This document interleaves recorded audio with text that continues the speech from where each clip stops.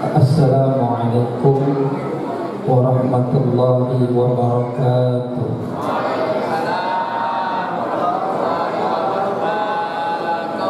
Bismillahirrahmanirrahim. Alhamdulillahilladzi arsala rasulahu bil huda wa dinil haqqi liyuzhirahu 'ala ad-dini kullihi wa kafaa billahi shahida. Muhammadur Rasulullah. Ada yang ngerti? Muhammadur Rasulullah. Walladzina ma'ahu asyidda'u 'alal kuffari ruhama'u bainahum tarahum ruk'an sujjadan yabtaghuna fadlan minallahi wa ridwana simahum fi wujuhihim min atharis sujud. Asyhadu an la ilaha illallah wahdahu la syarika lah wa asyhadu anna sayyidana wa nabiyyana Muhammadan abduhu wa rasuluhu la nabiyya ba'dah.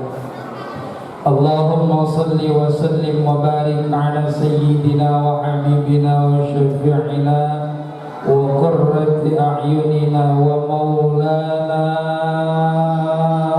Muhammadin wa ala alihi wa sahbihi ila yaumil qiyamah, amma ba'du. Faqad qala Allah ta'ala fi kitabihil karim wa asdaqul qailin qul innama ana basharun mithlukum yuha ilayya annama ilahukum ilahun wahid. Sadaqallahul azim wa sadaqa rasuluhun nabiyyul habibul karim wa nahnu ala dhalika minasyahidin wa syakirin walhamdulillahi rabbil alamin. Hadratul mukarramin, para alimil ulama wal asatidhul kiram yang kami hormati, guru kami Ustaz Muhammad Ali MPD selaku Ketua DKM Masjid Jami Albaniyah sekaligus guru saya. Doain beliau senantiasa sehat lahir batin, Allah panjangkan umurnya dalam ketaatan kepada Allah Subhanahu wa taala. Allah tambah keberkahannya, Allah istiqamahkan dalam kebaikan, Allah anugerahkan keturunan yang salih dan salihah, dan mudah-mudahan pada akhir hayat beliau nanti Allah wafatkan dalam keadaan husnul khatimah. Amin ya rabbal. Juga yang kami hormati guru kami yang Ustaz Arman, para guru yang lainnya yang mohon maaf tidak saya sebutkan namanya satu persatu, tidak saya tata namanya satu persatu. Biarpun saya dekat dari Blok Sao, tapi saya juga gak hafal tokoh-tokoh di Blok Sao. Emang kagak dikasih catatan, jadi maafin saya kagak sebutin atau aparatur pemerintahan, Bapak RT Asmawi yang tadi sudah menyampaikan sambutannya, orang tua saya Komandan Haji Junaidi beserta keluarga besar muwakif Kong Haji Banin dan Haji Pendek, seluruh jamaah baik bapak-bapak, ibu-ibu, remaja putra maupun remaja putri yang mohon maaf saya tidak sebutkan namanya satu persatu. Insya Allah kita semua yang hadir mudah-mudahan senantiasa mendapatkan rahmatnya Allah, senantiasa mendapatkan keberkahan dari Allah, dan mudah-mudahan Allah istiqamahkan kita dalam kebaikan. Teristimewa rekan-rekan remaja Masjid Jami Albaniyah sekaligus tim hadrah yang tadi sudah mengiringi pembacaan Maulidur Rasul. Mudah-mudahan remaja Blok Sao kembali bangkit untuk istiqamah di majelis taklim. Aminin apa Bu? Saya sejarah mengatakan dari tahun 2001 sampai dengan tahun 2005 itu saya aktif di Blok Sao. Saya ngaji sama almarhum almarhumah Ustaz Bakri beserta Umi. Waktu itu Ustaz Ali belum ada di sini maksudnya. Kalau lahir mah duluan beliau sama saya. Ya, ngajinya sama beliau sampai saya selesai pulang kembali ke kampung Bulang Barat. SMA kembali saya lagi ke Blok Sao ngaji sama Arisma. Arisma baru namanya. Ya. Gurunya ada Ustadz Arman, ada Abi Ansari, Ustadz Ali belum ada. Kenapa saya bilang belum ada? Sebab dia belum nikah sama teman saya. Ya, teman saya beliau satu guru satu ilmu, jadi jangan ganggu ya. Beliau sama-sama saya di MI selama 6 tahun Al Hidayah, karena kebetulan pun beliau masih satu keturunan juga sama saya. Kalau diurut ketemu di Kongajinipan bin Muntan. Kemudian saya dapat laporan sampai sekarang remaja rada kurang kalau disuruh ngaji. Maka kita doain remaja biar gampang kalau disuruh ngaji. Amin apa? Kenapa Bu? Mohon maaf, kalau urusan ngebangun masjid, kalau urusan ngebangun musola, kalau urusan ngebangun yayasan, itu urusan gampang Bu. Urusan gampang membangun masjid mah. Kenapa? Karena masjid mah rumahnya Allah. Pasti Allah bantuin buat ngebangun masjid, entah dari mana jalannya. Di mana-mana itu pun, siapapun orangnya, dimanapun tempatnya, ketika dia berniat untuk membangun yang namanya masjid, ketika dia berniat untuk membangun yang namanya musola, pasti Allah kasih gampang. Contohnya udah banyak. Di kampung saya tuh ada 2 masjid, Al-Ikhlas sama Al-Awabin Kampung Bedak. Al-Awabin dari awalnya musola, kemudian dibangun renovasi, habis 2 miliar, kagak nyampe 2 tahun kelar. Bukti kalau urusan membangun mah pasti Allah bantuin, benar. Yang susah itu ngisiin masjidmu. Sekarang Ustadz Ali masih ada, sekarang Ustadz Arman masih ada, sekarang Bapak RT Syukur masih ada, Mang Haji Junaidi masih ada. Entar kalau yang tua-tua udah pada kagak ada, yang muda kagak demen ke masjid sama ngaji, besok siapa yang mengisi masjid? Saya kalau ngomongin masjid kesal banget. Emang gak di mana di kampung saya juga sama. Anak remaja disuruh ke masjid susahnya minta ampun. Bikin majelis namanya remaja masjid, tapi kagak pernah kelihatan di masjid. Makanya hati-hati kalau kita doain, ya jangan diomelin. Makanya tadi itu bocah warawiri di masjid jangan suka diomelin. Di Al-Ikhlas itu bocah-bocah cerai kalau lagi sembahyang berisiknya minta ampun. Masya Allah, tabarakallah, udah dibilangin kayak apa tahu, kagak ngerti itu bocah yang main jorok-jorogan, yang main tendang-tendangan. Kadang-kadang saya mikir dulu kok kecil begini kali ya, sembahyang bercanda mulu di masjid. Biarin kalau bocah mas sembahyang di masjid bercanda, jangan suka diomelin, apalagi sampai disebelahin pakai topo. Jangan. Kenapa? Itu cikal bakal yang bakal gantiin kita di masjid. Kalau bocah main di masjid diomelin, takut besok disuruh ke masjid, takut. Masjid sembahyang bercanda diomelin sama Ustadz Ali, ditutup pakai karpet, pakai sejadah. Dia pulang ngadu sama bapaknya, udahan bapaknya kagak pernah ke masjid. Ada di sini yang gitu. Bocahnya rajin ke masjid, tapi bercanda mulu di masjid. Begitu di masjid diomelin, pulang ke rumah ngadu sama bapaknya. Bapaknya kagak pernah ke masjid. Itu bapaknya, anaknya ngadu, dia ngomel marah-marah datang ke masjid. Lempengan anaknya dia apa-apain dia ke masjid. Lempengan adan kagak pernah ke masjid. Itu kejadian Bu di kampung saya. Di sini emang nggak ada ya Pak? Nggak ada kan di sini emang bapak-bapak yang marah-marah gara-gara anaknya diomelin? Ada. Di kampung saya pernah kejadian.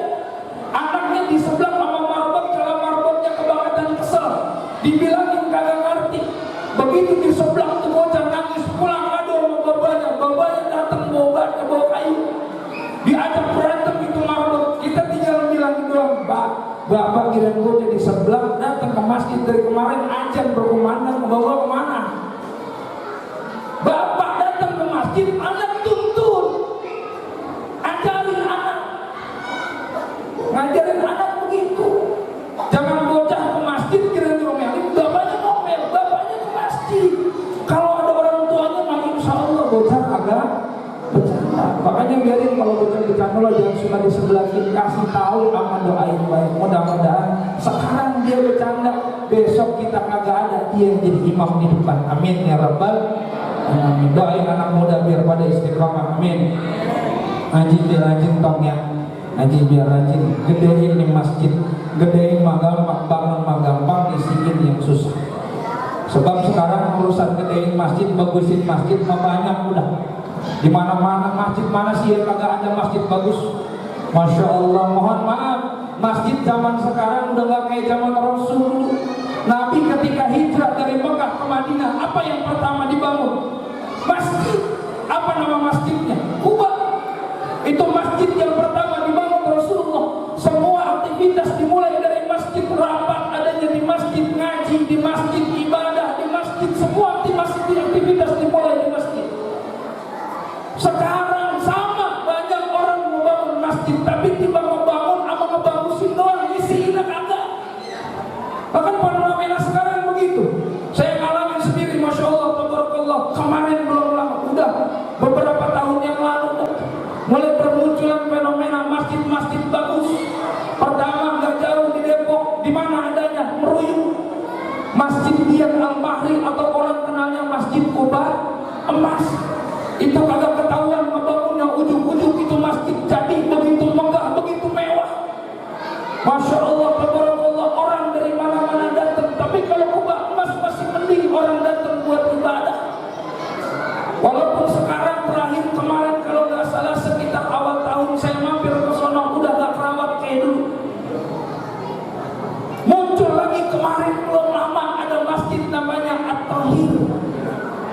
Udah At-Tahir tuh, udah. Saya coba iseng-iseng ke sono karena mertua saya sama ibu saya kagak ngerti, minta dianterin ke sono. Udah viral katanya list di sono, masya Allah orang banyak banget pada ke sono. Masjidnya bagus, kalau malam menyala. Ke masjid ibu sini center, bisa menyala kalau malam. Tiba ke sholat sama lampu doang. Akhirnya udah saya turutin mertua sama orang tua saya bawa ke sono. Keluar tol udah maghrib, masya Allah itu parkiran udah nyampe gerbang perumahan. Orang semua isinya. Masya Allah, kata saya kalau kampung saya masjid kayak begini, masya Allah itu jamaah sampai keluar. Begitu saya mau sembahyang maghrib, saya masuk lah di dalam kosong. Lah orang segitu banyak datang ke masjid cuma ngelihat masjid tuh. Ada lagi masjid di Bandung namanya Masjid apa? Al-Jabar. Saya juga udah pernah ke sana, Bu. Saya pulang main bola di Stadion Bergelora Bandung Lautan Api. Habis main bola, istri saya ngajakin mampir, saya mampir ke situ, penuh parkiran kagak dapat. Begitu dapat pas adzan maghrib, begitu dapat saya masuk ke masjid, di luar penuh, di dalam orang ada orang. Itu ke masjid cuma ngelihat masjid bagus. Makanya ngebagusin masjid mah gampang, mengindahi masjid mah gampang, membangun masjid mah gampang, yang susah ngisiinnya. Makanya ini momentum Maulid Nabi Muhammad SAW, masya Allah.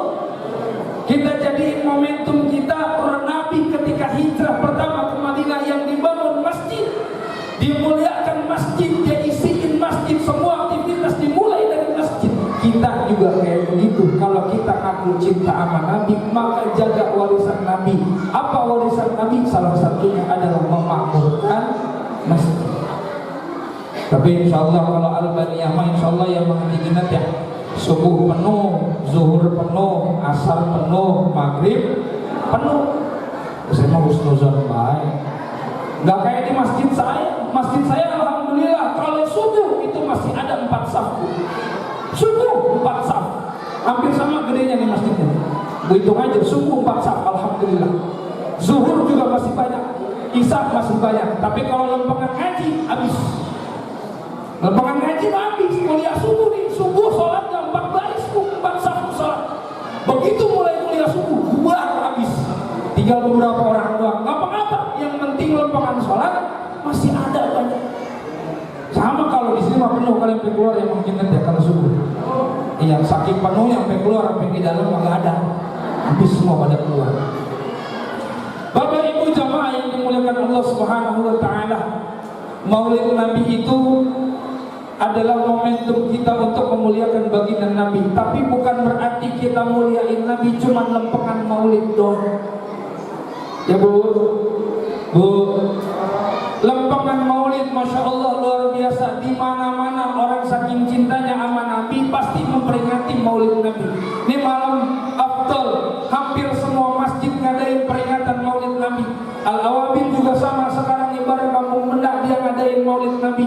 Bulak Barat, Al-Barkah juga sama. Habis dari sini saya juga kudu ke Bulak Timur, Majelis Talim Al-Urwah juga sama momentum Maulid Nabi. Semua pasti kalian memperingati Maulid Nabi karena saking cintanya sama baginda Nabi, saking cintanya sama Nabi. Bulan Maulid udah habis masih ada yang Maulid dan baik.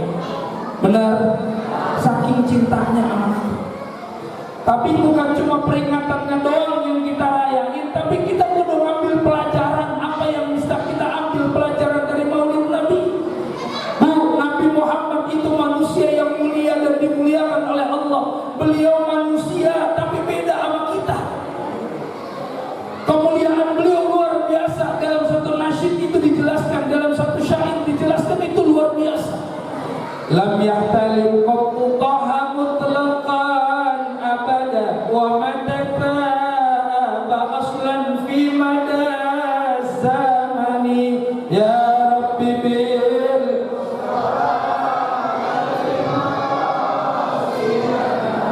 qadr lana ma mada ya wasi'al kami. Tuh kemuliaan yang pertama. Kata dalam syair dijelasin salah satu kemuliaan Nabi adalah lam yahtalim qattu toha mutlaqan abadan. Nabi kagak pernah ihtilam. Ibu ngerti ihtilam? Bu, ngerti ihtilam? Ngapa jadi melototin ditanya? Ngerti ihtilam kagak? Kagak. Ini ngaji sapi nanya bagaimana sih ihtilam kagak ngerti? Bapak ngerti ihtilam, Pak? Pak, ihtilam ngerti, bocah ngerti ihtilam? Kagak. Ibu kalau ngaji Safinah, salah satu alamatul qulub itu adalah ihtilam. Apa ihtilam? Ngimpi basah. Dia ngimpi nyebur kali di kolong jadi basah. Nabi selama hidupnya kagak pernah yang namanya ngimpi basah. Paham ya Bu ngimpi basah ya? Kagak perlu dijelasin ya. Paham dah udah urusan begituan mah insyaallah ya. Kalau anak muda mungkin pada bingung juga kalau kita tanya. Kalau ibu mah insyaallah paham dah. Apalagi ini malam Jumat, insyaallah saya gak lama-lama. Ya biar gak jadi ihtilam bayar teh. Ntar gak kebagian malah jadi ngimpi lagi, ke bawah ngimpi. Nabi selama hidupnya karena dimuliakan sama Allah gak pernah yang namanya ngimpi basah. Ngimpi begituan kagak pernah, itu mulianya Nabi. Wa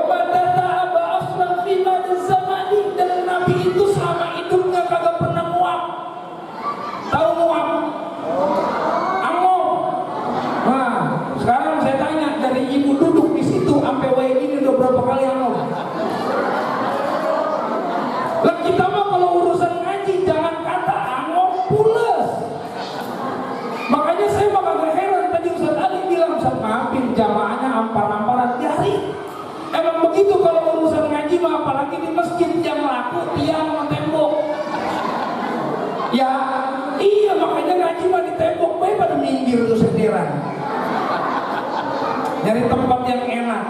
Terus senderan tanya tuh, udah berapa kali gue ganti kaki dari tadi. Dari mulai nyampe, ya Allah kali itu duduk mulai dari kiri kanan, berubah miring kiri, pantat panas, kaki pegel dia selonjoran. Emang enak lempengan tembok, dia mundur dikit dia senderan, kaki selonjor, badan nyender, pala nunduk.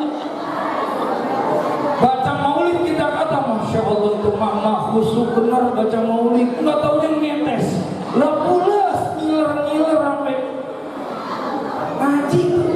Coba kalau urusan nonton dangdut, ada yang demen nonton dangdut di sini? Nggak ada. Yang ada di sini lagi di sini nonton dangdut mah di Bandung, Bu. Lah kalau urusan hiburan kita kadang-kadang sampai pagi kita jabani. Hujan-hujan kok kita berjalan. Ya, kalau ngaji mah hujan dikit, kalau tiba gerimis dikit doang. Ya, gerimis bang, ntar mau hujan gede, nggak ngaji. Tapi manjur itu omongan diomong begitu terus, bareng-bareng hujan. Emang begitu ujiannya. Coba giliran nonton hiburan mah. Bang, mau di wali kota ada pasca umum. Emang iya, nonton yuk. Begitu dia keluar, gerimis bang, ntar tuh bener nanti. Mau ngapa manjur? Mati itu omongan kalau urusan maksiat. Nabi seumur hidupnya kagak pernah yang namanya muak. Lebih dari kita, saya tidur mulu tidur. Pagi bangun sembahyang subuh, tidur. Apalagi puasa. Dalilnya mantep banget itu. Puasa, tidurnya orang yang puasa adalah ibadah. Dari abis sahur sampai beduk maghrib tidur. Masih bagus kali diumumin di masjid. Lah kalau dari beduk subuh sampai beduk maghrib tidur, puasa ibadah, usah tidur. Ya iya, tidur ibadah. Cuman maksudnya tidur ibadahnya orang puasa daripada maksiat mendingan tidur. Ya cuman daripada tidur dari beduk subuh sampai beduk maghrib tidur ya mendingan ibadah. Begitu mafhum mukhalafahnya. Jangan dijadiin dalil begitu. Kita mau begitu urusan ngaji, muak. Mau di kepala lagi, udah gitu yang ceramah agak terkenal, udah. Coba kalau yang ceramah Akrimah, betah bisa. Ya, ibu, ya nggak bu? Iya, udah aku nggak sih. Tuh kemuliaan baginda Nabi Muhammad SAW. Yang kedua kemuliaan baginda Nabi Muhammad SAW adalah wala yura athru maulin minhu fi alani. Tidak pernah kelihatan sedikit pun bekas kotoran baginda Nabi. Ibu nyaut apa kalau dipanggil?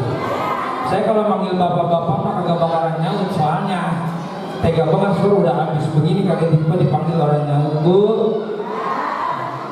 Nabi seumur hidupnya tidak pernah kelihatan kotorannya. Ibu pernah buang hajat? Buang hajat pernah. Kalau buang hajat di mana? Di jamban, di WC. Kalau Nabi itu kalau buang air di tanah, Bu. Dalam riwayat dikatakan Sayyidatuna Aisyah itu punya pembantu namanya Lailah. Setiap Nabi masuk ke tempat buang kotoran atau kita bilang WC alias toilet bin kamar mandi, setiap dia masuk itu Lailah nungguin. Kurang kerjaan banget selera ya. Nabi, mohon maaf, Nabi buang hajat ditungguin. Nabi masuk ditungguin sama Lailah. Begitu Nabi keluar buru-buru dia masuk. Mau ngapain dia masuk? Cuman pengen ngelihat kotoran Nabi doang. Ada di sini ibu yang laki masuk kamar mandi buang hajat, ibu buru masuk pengen ngelihat kotoran Nabi, ada? Najis. Nabi itu pembantu Sayyidatuna Aisyah. Ketika Nabi masuk kamar mandi ditungguin, Bu.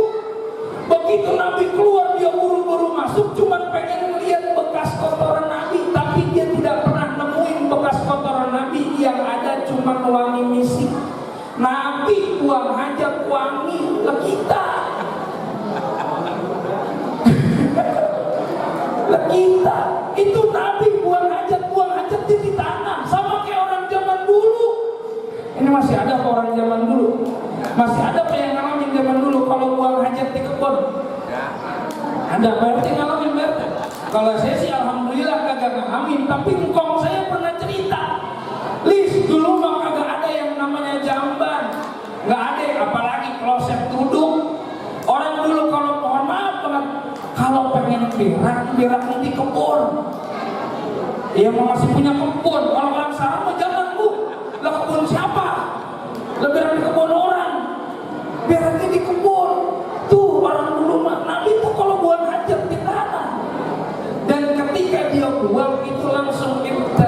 Fil ardi, langsung ditelan sama bumi. Mau kotoran besar, mau kotoran kecil, itu langsung ditelan sama bumi. Makanya nggak kelihatan sisanya. Beda sama kita. Ibu kalau buang hajat di kebun, ibu buang, emang habis makan rambutan, itu rambutan ditelan sama biji-bijinya. Ibu buang hajat di kebun, plek, hari ini buang hajat, besok masih ada nggak? Udah ampar-amparan. Besoknya masih ada nggak? Ambah-ambahkan. Besoknya masih ada nggak? Tumbuh petik pohon rambutan. Itu kita. Makanya orang dulu mau bilang kalau pengen makan rambutan, untuk pakai nanam, lu beli rambutan, lu makan rambutannya, telan bijinya, buang air noh di kebun, besok tumbuh rambutan. Ibu pengen makan durian, jangan beli, jangan pakai nanam durian. Beli durian, makan, telan sama biji-bijinya. Besok buang aja di kebun. Insya Allah ibu yang turun. Lebih di durian mau ditelan. Itu Nabi. Lah kita mah Masya Allah luar biasa. Ya, tapi alhamdulillah sekarang udah modern. Nah tadi diinformasiin tuh Albania udah punya kamar mandi baru. Udah enak sekarang mau ibu kamar mandinya udah baru, masjid jadiin motivasi, jadi biar rajin ke masjidnya bapak-bapaknya juga, amin. Cuman ke masjidnya jangan numpang buang air doang. Iya kayak orang kampung sono ada begitu, masjid udah bagus, airnya lancar, nalirnya kenceng, kamar mandinya bagus, asal ke masjid numpang mandi doang, bayang kagak. Ya Allah karim, ya. Udah enak sekarang, udah bagus, ibu buang air juga enak, maka jadi motivasi biar ibadahnya juga jadi rajin. Ya, ke masjidnya biar rajin. Bapak-bapaknya, ibu kalau punya suami kagak ke masjid, omelin, kasih tahu, nasehatin, bilangin bu pak, laki mah sembayangnya di masjid kali 5 waktu mah kagak bisa, minimal isya sama subuh. Kalau masih kagak mau juga, besok ibu ke pasar Citayam beliin mukena warnanya pink. Besok kalau lagi mau sembahyang, bang tuh mukenanya yang warna pink. Lah kenapa gue dikasih mukena? Karena yang sembahyang di rumah mah perempuan. Kalau perempuan sembahyangnya pakai mukena, pakai itu bang mukena warna pink. Orang laki mau sembahyang di masjid, ya minimal isya sama syukur-syukur 5 waktu. Tuh baginda Nabi Muhammad Shallallahu Alaihi Wasallam. Dan Nabi hatinya tuh nggak pernah tidur bu.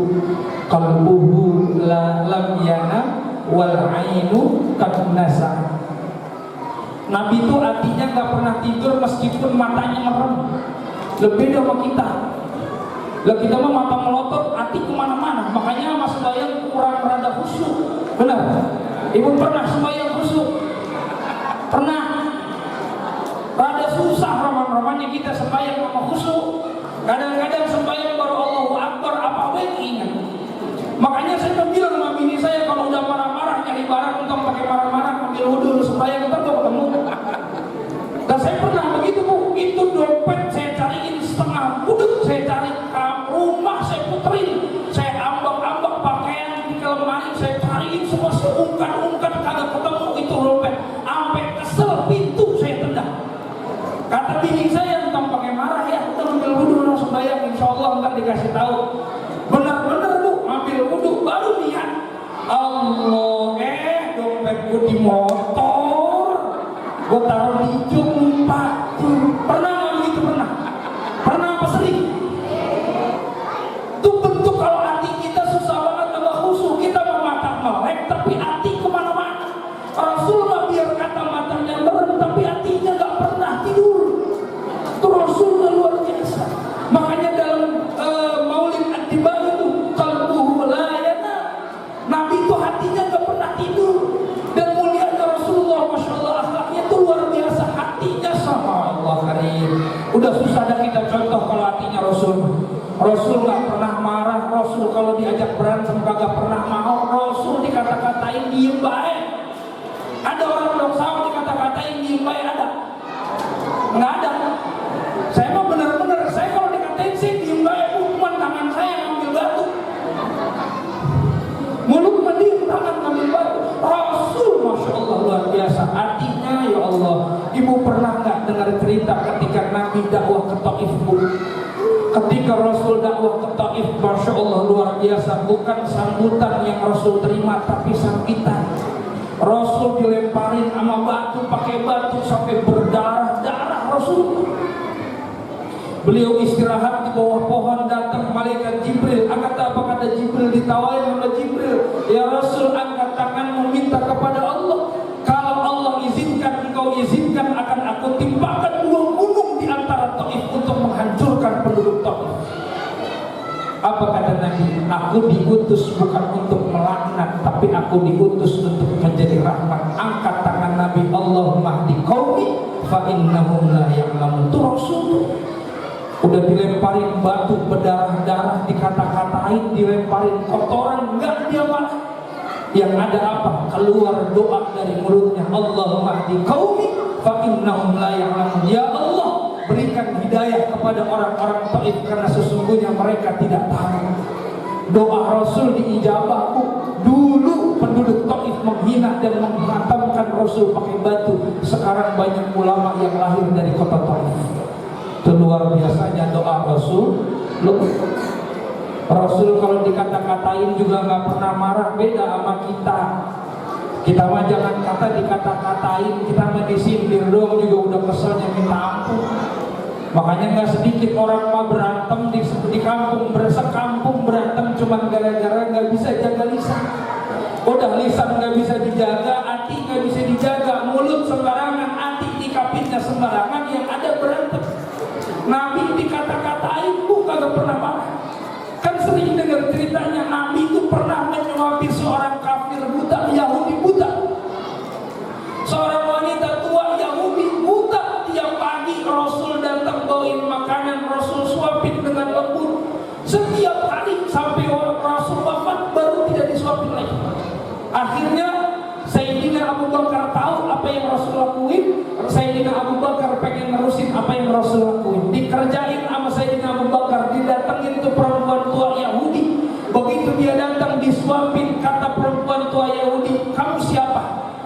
Kata Abu Bakar, saya yang biasa nyuapin ibu kalau pagi. Bukan, yang biasa nyuapin saya kalau pagi. Dia lembut, dia nyuapinnya dengan lembut, dengan penuh kasih sayang. Beda sama kamu. Apa kata Sayyidina Abu Bakar? Yang biasa nyuapin kamu itu adalah Muhammad. Padahal ketika Rasul nyuapin, dia selalu ngomong, asal Rasul nyuapin, kata tuh perempuan tua, kamu jangan dekati Muhammad. Muhammad itu penyihir, Muhammad itu penipu, Muhammad itu apa aja dikata-katain itu. Itu Rasul lagi nyuapin dikata-katain, terus disuapin dengan lembut. Kalau mukhlis lagi nyuapin dikata-katain, saya seblok sama piring-piringnya ke mukanya. Rasul hatinya luar biasa.